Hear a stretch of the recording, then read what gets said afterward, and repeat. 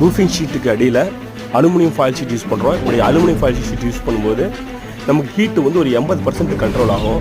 அதனால் எல்லோரும் உங்கள் வீட்டுக்கு இனிமேல் ரூஃபிங் ஷீட் போடும்போது இந்த அலுமினியம் ஃபாயில் ஷீட்டை கீழே போடுங்க. இந்த வேலை நாங்கள் எங்கே பண்ணியிருக்கோம்னா சேலம் பழையூர் அப்படிங்கிற இடத்துல பண்ணியிருக்கிறோம்.